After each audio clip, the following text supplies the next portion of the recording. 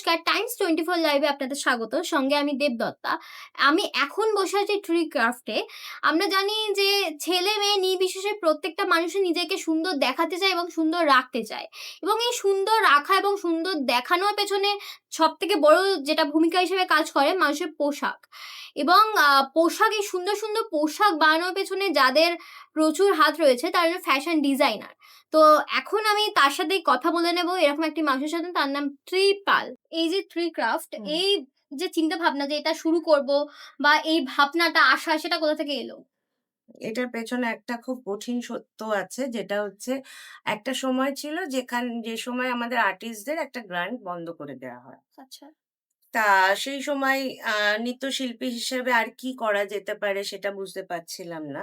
এই মুহূর্তে আমি তখন আমার কালারে যেহেতু ইন্টারেস্ট ছিল, সেহেতু উম আমি এই কাজটা শুরু করি। ১ম এ ডায়েরি এবং চুলের পারান্দা দিয়ে শুরু করি। তারপরে এটা দেখলাম যে এটা আমার সারভাইভ করার জন্য ভালো একটা হুম। মাধ্যম। তখন এটাকে শুরু করি। আচ্ছা, তো কোন মানে কিরকম ড্রেস তোমার বেশি তুমি বানাতে পছন্দ করো বা নিজেও পড়তে ভালোবাসো? হুম, প্রথমত তো গামছার একটা আলাদা রকম আ আলাদা ইন্টারেস্ট আছে গামছার মধ্যে। আচ্ছা। সেটা হচ্ছে গামছাটা থান কাপড় হয় না। হ্যাঁ, হ্যাঁ। গামছাটা খুব ছোট হয়, যেটা আমরা গা মুছি। হুম। মানে এটাকে ফেব্রিক হিসেবে ইউজ করতেই একটা ভালো লাগা আছে। কারণ নরমাল কাপড় যেটা আমরা পাই থান যেটার বহর থাকে, লম্বাতে থাকে, এটাতে সেটা থাকে না। হুম। সেহেতু যখনই কাজ করি তখনই একটা নতুন চ্যালেঞ্জ থাকে। আর যেহেতু গামছা পিওর কটন, সেহেতু মেক্সিমাম কাজ হয় এখানে হচ্ছে সামারের বেস করে।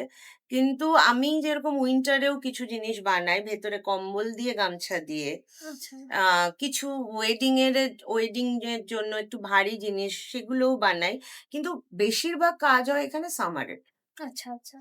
আচ্ছা, এই যে নিউ জেনারেশন বা আমাদের বয়সী যেসব ছেলেমেয়েরা রয়েছে, তারা যদি চায় এরকম ব্যবসা শুরু করবে, তো তুমি তাদেরকে কি আইডিয়াস বা কি ভাবনা দিতে পারো? আ আমি বলব যে ব্যবসা সত্যিই শুরু করা যায়। এই যে অনেকে বলে যে ব্যবসা করতে গেলে এত কিছু চাই, তারপর পরিকল্পনা করে অবশ্যই পরিকল্পনা করে করাটা ভালো। কিন্তু যাদের পরিকল্পনা করেও হচ্ছে না পয়সার জন্য কিংবা কিছুর জন্য, আমি বলব শুরু করে দেওয়াটা উচিত। যদি আইডিয়াটা ইউনিক হয় এবং ধৈর্য থাকে সেই আইডিয়াটাকে নিয়ে অনেকদিন ধরে কাজ করার, তাহলে সেটা বিজনেসে একটা ভালো রূপ দেবে। আচ্ছা, এই যে তুমি আমরা জানি এর সাথে, সাথে তুমি ডান্সও করো হুম, বা তুমি একজন নৃত্যশিল্পী। তো হুম। এইটাকে এই দুটো জিনিসটা কিভাবে ব্যালেন্স করছো প্রত্যেকটা দিন? একটু তো তোমার আপ ডাউন এরকম হবেই। কারণ সবসময় মানে ব্যালেন্স করা যায় না। তবুও আ আগে যেরকম আ আগে আমি শো করতে বাইরে গেলে আমার যে কারিগর আছে তারা এই দিকটা সামলাতো। আর মেক্সিমামটা যেহেতু অনলাইন ছিল সেই সময়, সেহেতু সামলাতে খুব একটা অসুবিধা হতো না। আমি যেহেতু এখন একটা নতুন স্টোর করেছি, সেহেতু একটু ডিসব্যালেন্স আছে। ওটা ঠিক হয়ে যাবে সময়ের সাথে, সাথে। আচ্ছা। তো কিরকম কি বয়সের বা তুমি বেশি কাস্টমার পাও বা তাদের চিন্তা ভাবনাটা কিরকম? তো যেরকম আমি খুব বয়সী। লাকি যে আমি সব ধরনের কাস্টমার পাই। আচ্ছা। এটা পিওর কটন বলে আমার সব ধরনের কাস্টমারই মোটামুটি আছে। আচ্ছা। তো এই যে এই পুরো যাত্রাটা, এই যে শুরু করা থেকে এখনো অব্দি যে এই পুরো যাত্রাটা, এই যাত্রাটা কেমন ছিল? খুবই ভালো। আমার আগেও ভালো গেছে, এখনো ভালো যাচ্ছে। সামনে আমার মনে হয় তো আরো ভালো যাবে। কারণ আমার আ এই আমি আসলে কি হয়েছে, আমি গামছাটাকে ভালোবেসে কাজ করি। আচ্ছা, আচ্ছা, সেইজন্য আশেপাশের যে বাধাগুলো না, আমার অতটা খারাপ লাগে না। আচ্ছা। আমার মনে হয় যে ওটা করতে ওটা ফেস করতেই হবে। ওটা যেমন শীত, গ্রীষ্ম, বর্ষা এরকম থাকে সবকটা ওয়েদার হ্যাঁ। সেইরকম। কিন্তু যখন কাজ করতে বসি, রোজ নতুন কিছু করার কথা ভাবি। এই যেমন এখন জিরো ওয়েস্ট এর দিকে আমার খুব ঝোঁক এসছে যে কিছু ফেলবো না। আচ্ছা, মানে সবকিছুই কালেক্ট করে কিছু হ্যাঁ, একটা এবার বানাবো। রোজ যদি তোমার কাজের জিনিসে একটা ইন্টারেস্ট থাকে, হ্যাঁ। তাহলে তোমার মনে হবে না কে কিভাবে কি করলো কিংবা কে ডিজাইন চুরি করলো, এগুলো আমার তো ভালো লাগে। আমার ওগুলো বেশ স্পোর্টিং লাগে যে হ্যাঁ, কারোর মনে হয়েছে আমার আইডিয়াটা তার মানে আরো বানালে আরো মানুষ নেবে। কিনবে। হ্যাঁ। তো এটা তো পজিটিভ। আমার অন্য কোনো বাধা ইন্সপিরেশন কে ছিল? মানে এই যে এই জামাকাপড় নিয়ে যে প্রত্যেকদিন করব বা বানাবো, এই যে কোথাও একটা ইন্সপিরেশন যাকে আমরা বলি, সেই ইন্সপিরেশনটা কোথা থেকে এলো? কোথাও থেকে মানে সেরকম আমার কোনো ইন্সপিরেশন সত্যিই ছিল না। ডান্সার হিসেবে পুরোটাই ছিলাম তো। হঠাৎ করে এটাকে করাতে তবে হ্যাঁ, গামছার কালারের প্রতি আমার খুব ফ্যাসিনেশন ছিল। ভীষণ কালারফুল, কমফোর্টেবল। তা যখন কলকাতায় আমি দেখতাম যে তখন বিবিদির একটা স্টোর ছিল আইসিসিআর এর ওখানে। আচ্ছা। তা ওনার কাজগুলোও দেখেছি। তা তখন একটা ইয়ে ছিল যে বেশ ভালোই গামছা জিনিসটা এত কালারফুল, ও তো পড়লে তো খুব ভালো লাগবে। হুম। তারপরেই আমি ১ম এ ওটাকে ট্রাই করি এবং বিবিধির কাজ খুব ভালো লাগে। যদি গামছার কাউকে ইন্সপিরেশন বলতে হয় যে সত্যি একটা ভালো জিনিসকে তুলে ধরেছে যেটা হারিয়ে যাচ্ছে। আচ্ছা। মানে অনেক তাঁতিরাই এখন আর আ গামছা বানাচ্ছে না। কারণ আ আমাদের সেই বিশেষ চাহিদাটা কি কোথাও গিয়ে নেই বলে তোমার হ্যাঁ, মনে নেই হয়? তো। আচ্ছা। কোথায় আছে? বাঙালিরা যারা গামছাতেই ছিল হ্যাঁ, কিংবা অন্য জায়গাতেও তারা হ্যাঁ, তো টাওয়াল ইউজ করছে। হ্যাঁ, তা ঠিক। তাহলে কজনের বাথরুমে গামছা আছে? হুম। টাওয়াল আছে। তাহলে বানাবে কি আশায় বানাবে? বাংলাদেশে এখনো প্রায়ই মানুষ গামছাই ইউজ করে। তাই সেখানে ভ্যারাইটি অফ গামছা তৈরি হয়। আমাদের এখানে তো গামছা কেউ ইউজ করে না। হুম। টাওয়াল ইউজ করে। ওইজন্য ওটার চাহিদা কমে গেছে। এই আমরা কিছু মানুষ কাজ করি বললে তাও তাতেও ওদের মানে ওই ইন্সপিরেশন হয় না যে হ্যাঁ, বানাবো অনেক। আমরা কতটা তুলে ধরবো? হ্যাঁ। আমরা গামছার যে কজন বানাই তারা কত তাঁতিদের ওইভাবে তুলে ধরতে পারি? হুম। যদি সব মানুষ বাড়িতে একটা করে গামছা রাখে তাতেই তুলে ওদের অনেকটা তারা এগিয়ে অনেকটা যাবে। এগিয়ে যাবে। তো সোশ্যাল মিডিয়া কি কোথাও গিয়ে ফ্যাশন ট্রেন্ডটা আরো বেশি মানে সোশ্যাল মিডিয়া আসার পর কি ফ্যাশন সেন্স বা ট্রেন্ড এটা কি আরো বেশি বেড়ে গেছে? কি বলবে? সোশ্যাল মিডিয়া আসাতে ভালোও হয়েছে, খারাপও হয়েছে। সায়েন্স তো কখনো একরকম জিনিস দেয় না, হুম। দুরকম জিনিস দেয়। ভালোও হয়েছে, খারাপও হয়েছে। আ মানুষ আ ভালো হয়েছে এইটা হচ্ছে যে অনেক মানুষের কাছে কাজটা চলে যাচ্ছে। কিন্তু খারাপ হয়েছে যেটা সেটা হচ্ছে আগে একটা সময় নিয়ে কাজ করা যেত। হুম। আর এখন সেটা নেই। এখন তোমাকে যদি মানুষের কাছে পৌঁছে থাকতে হয় তাহলে তোমাকে এভরিডে কাজ করতে হবে।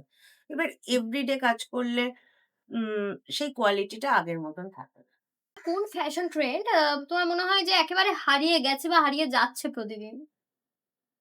কি হারিয়ে যাচ্ছে? আবার তো সব পুরনো গুলোই তো ফিরে আসছে। কোথায় হারিয়ে যাচ্ছে? না মানে কিছু, বেল কিছু বটস হ্যাঁ, এখন মানুষ পড়ছে।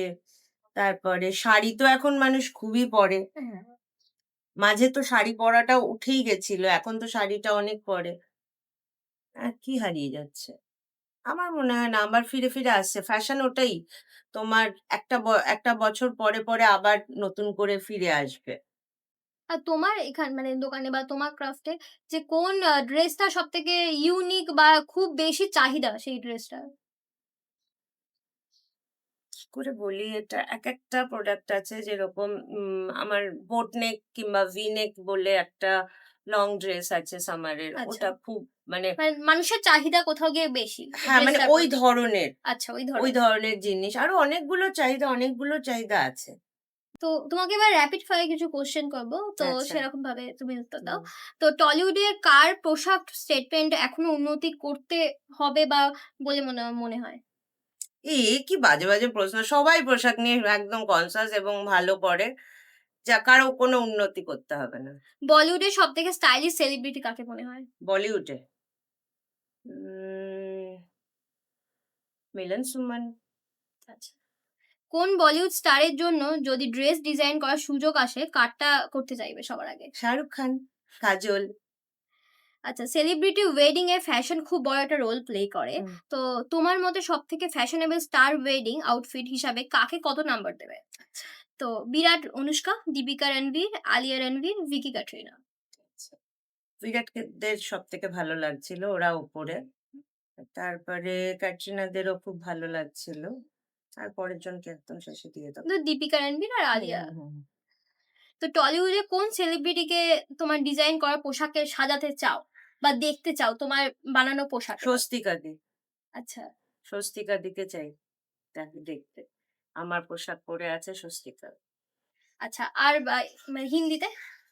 হিন্দিতে আমি চাই আ যদি ফ্যাশনেরই যদি বলা হয় তাহলে কাজলকে আমার নিজস্ব খুব পছন্দ। কিন্তু কাজলের থেকেও আমার মনে হয় শাবানা আজমি কিংবা উম আ উম আ দিয়া মির্জা এই ধরনের ইয়েকে আমার ভালো লাগবে। মানে আমার পোশাকে ভালো লাগবে। ফারাহ খান। আচ্ছা। তো আমরা জানি সামনে ওমেনস ডে। তো তোমার তুমি আমাদের দর্শককে ওমেনস ডে হিসাবে কি বার্তা দিতে চাও? আমি ওমেন্স ডে হিসেবে একটাই বার্তা দিতে চাই যে সবসময় যে মানে ভাবে মানুষ যে একা পারা যায় না। বিশেষ করে মেয়েরা ভাবে যে একা হবেই না। এটা না, একা খুব ভালো পারা যায় এবং করাও যায়। আর ছেলেদের সাপোর্ট পেলেও হলো, না পেলেও যে খুব খারাপ তা না। ওরাও ওদের মতন কাজ করছে, আমরাও আমাদের মতন কাজ করছি। আমরা সবাই ইন্ডিভিজুয়াল। মানে মেয়ে হিসেবে কোনো এটা ভাবার নেই যে আমার আ মানে মেয়েরাও সব ভালো পারে। খুবই ভালো পারে। আরো বেশি ভালো পারে।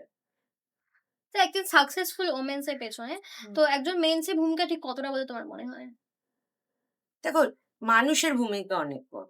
যেকোনো মানুষের দাঁড়ানোর পেছনে অন্য মানুষের ভূমিকা অনেক বড়। সেটা একটা মানুষ দিয়ে হয় না। অনেক মানুষ দিয়ে হয়। মনে করো আমি যখন এটাকে ভেবেছি, আমার যে কারিগররা তারা এটাকে তো তুলে ধরেছে। আমি যখন মনে করো ভেন্যু ডিজাইন করি, আমার ত্রিবিধা বলে একটা পেজ আছে যেখানে তোমার গামছা দিয়েই করি। আমি কিছু ভাবলাম। কিন্তু সেটাকে ইনস্টলেশন তো ওই কারিগররা করছে। তাহলে তো এদের ভালোবাসা নেই আমার কাছে পেছনে দাঁড়ানোর একটা যদি কোনো বলি যে, যে মানুষ বলে না যে পুরুষের পেছনে কোন মহিলা আছে, মহিলার পেছনে হুম, কোন পুরুষ আছে। আমি মনে করি একটা না, একাধিক থাকে। একজনের দাঁড়ানোর পেছনে একাধিকের সবার কৃতিত্ব। ভূমিকাটা কোথাও গিয়ে অনেক রয়েছে। ভূমিকা আছে। সেখানে ছেলে-মেয়ে আলাদা কিছু নেই। আপকামিং ব্রাইড যারা আছে তাদেরকে ৩ টে ফ্যাশন টিপস কি, কি দিতে চাইবে? প্রথমত তো নিজের মতন থাকো। নিজে যেমন আছে সেভাবেই প্রেজেন্ট করো নিজেকে। আর নিজের কি ইচ্ছে আছে সেগুলোকে মাথায় রাখো। আর সাথে সবগুলো কিভাবে ঠিক হবে সেটার জন্য নিজের ইচ্ছে কোনটাতে কমাতে হবে, বাড়াতে হবে ওটা ঠিক করে নেবে। তো অ্যাজ আ ফ্যাশন ডিজাইনার তুমি কি চুজ করবে? সাবেকি বেনারসি নাকি অফবিট প্যাস্টেল বেনারসি? একটা বিয়ে, একটা বৌভাত। আচ্ছা, তুমি দুটোই রিস্ক হ্যাঁ, নিবে। বেনারসি দুটো। একটা বিয়ে, একটা বৌভাত। আচ্ছা।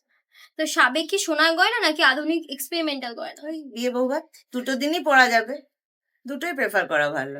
তা ২০২৬ এ বেস্ট সামার আউটফিট হিসাবে তোমার বুটিকে ৩ টে আউটফিট যেটা তুমি রিকমেন্ড করবে।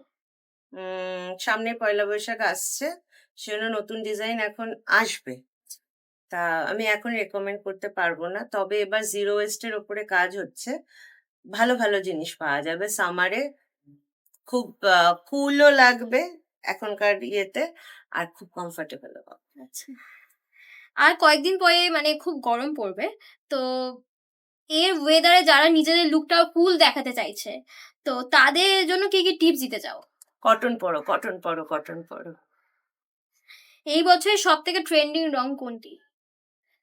বা তোমার কাছে এরকম কত মানে কাস্টমার আছে যে এই রংটা খুব চাহিদা বা এই বছরের জন্য? যে এই রংটা চাই মানে তুমি না এখনো অব্দি এরকম ফেস করিনি। এই বছরের জন্য কোন রংটা চাই ওরকম ফেস করিনি। আচ্ছা, আচ্ছা। এরকম আরো নতুন, নতুন ভিডিও আপনাদের সামনে তুলে ধরবো। সঙ্গে থাকুন, দেখতে থাকুন টাইমস 24 লাইভ।